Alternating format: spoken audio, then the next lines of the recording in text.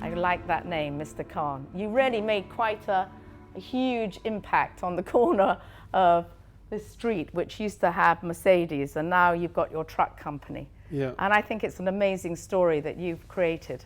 Really, it started off as a childhood sort of dream in a way, and from a hobby, it kind of evolved into a small business, and then it just grew.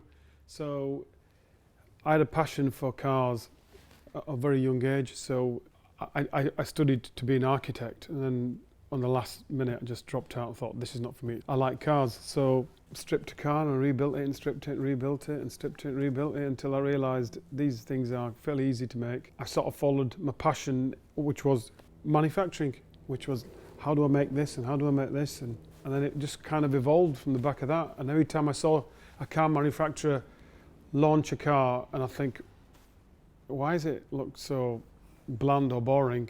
Which was good for me, because then I took it and stripped it and turned into this beautiful dream. Because it is a dream. Yeah. I mean, you've got about how many wheels here?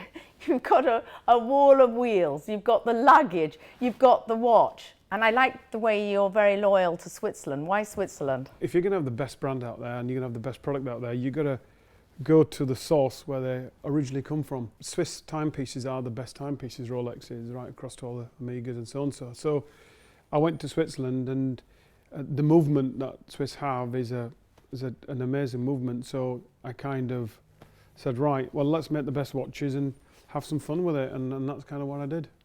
Brilliant. Because why the Wrangler? Because I went off in the year 2000, bought a Wrangler Jeep. Actually, I thought I will customize it, but I never got round to it. I would have liked to have customized, but in those days it wasn't such a good car. So tell me about that story. I had a house up in the Lake District, and I used to travel up in a Defender. And then one day, my Defender broke down, and I thought, whoa, damn, I need to borrow a car. So I borrowed a Wrangler Jeep. And I went up in a Wrangler Jeep, and I went right up into the mountains up into Keswick. And I realised this is a fantastic truck. I'll do something with this. I contacted Jeep directly, and I said, look, I've got an idea. I'd like to buy 50 of them.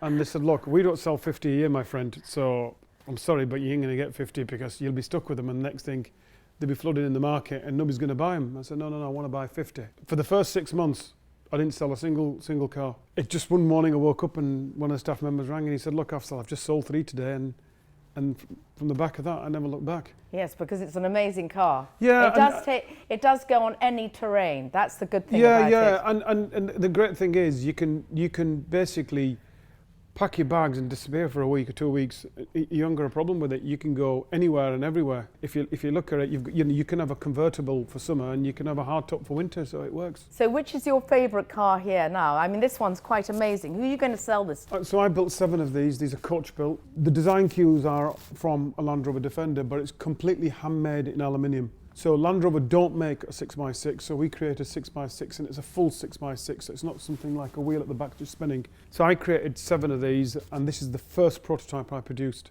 The other 6 are all over the world to private collectors. And you've got behind you this little car. You've tarted it up so much you wouldn't know what it is. I needed a small city car for London. Yes. And I was looking at the Mini, I was looking at lots of other small cars, and I thought, the Fiat's iconic. Be honest with you, I'm not a big fan of electric cars. You know, for central London, we need electric. It looks amazing. Yeah, thank you. What do they sell for, these cars, do you think? They vary, but roughly about £6,000 more than the factory price. So it's not very much more to get something that's really unique. No. Well, this is what I think. I think all these cars out here are so dull. Yeah. And I don't really like big labels. I quite like things that you turn around. Yeah. And you've turned around the Wrangler brand. What about the bike brand? Because you've got some amazing bright bikes here. Yeah, so that's the Flying Huntsman electric brand. So this was a project I did back in COVID lockdown, where I just thought, well, look, I took a frame of a 1930s motorbike, stripped it and turned it into a bicycle, and then from the back of that, we started production only a few months ago, and I sold one recently to the Jackson 5 family. Oh, great. So that flew out. This is very American in London, in the heart of Chelsea. And is this amazing company. Now you also pride yourself on the leathers, the design inside, unique. I don't know anybody else who does it. Yeah, a lot of customers ask for quilted interiors. We do a lot of quilting for seats. The leatherwork in that car is completely from shell up. So the leathers I buy out of Scotland, from a tannery in Scotland, and then the whole manufacturing process is done in our workshop in near Leeds. I mean, when you put in an engine, apparently you've got the Corvette in this. Yeah, we needed a powerful engine, and what we wanted. Why the Corvette? It's because it comes on a crate with all the instructions and how easy it is to fit, and also it comes with a warranty. It's a very small engine, so it actually works. It's very powerful, very small. So really, you're really a connoisseur of everything to do with a car, all in separate bits. Yeah, I mean, it's not just cars. You know, I've designed furniture, I've designed luggage. I love your luggage too. I think once you're born creative, you can design virtually anything. Where did you get your design skills from? To be honest with you, I do a lot of research and a lot of thinking, and I don't inspire off anything else. I mean, only inspire off if I have an inspiration, I'll design a car based on something else. When you focus and you concentrate on design and ideas and innovation, eventually it just comes to you. Yeah, because I can see it on everything. You know, everywhere you look.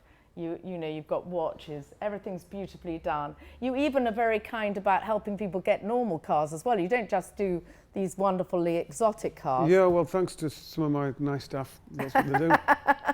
Well, yes, I mean, I certainly had that experience because I came here for a Jeep and then I ended up with a Mustang. So this is Yossi, and Yoss actually sold me my Mustang, which I absolutely love. So if you were going to do my car, what colour would you suggest I had inside? I mean, it needs to be standing out. I mean, you are a standout individual, Amanda, and of course your character speaks volumes. So hand in hand in terms of, you know, how you sort of, you know, your dress sense is remarkable, and then also the fact that once you have your car and your keys, it needs to stand out. So I think, you know, your favourite colour of having black, maybe a 3D military paintwork on the vehicle. Well, you know I love that. Yes, you do, and we have spoken many of times on that. I think that would be a no-brainer. And what about the tyre? Which one would you use? I mean, I think something individual. We can probably hallmark it with your initials. Oh, I'd love that. Can you actually do that? Yes, we can. You can put AE in my, but won't they be stolen? No. No. I mean, it's individual. It's personalised to you. I mean, I love that. Yeah, I love that idea. So you can put AE in the middle of the hubcap. We can do anything that, you know, that you desire. We are a design house that allows us to be creative and to be able to design away and manufacture and create whatever you need. What others can't, or others can, but at the end of the day, they won't need. They won't do. They won't. We're a design house, so we'll make it work. So where do you go from here? How do you see this company? If you had any wish, what would you like to do? I think that the next mission for us is really have our own school and teach. I've come to a point in stage in life now where I can make anything, but ultimately it'd be nice to have like an academy where young people come in and I talk about design, engineering, manufacturing.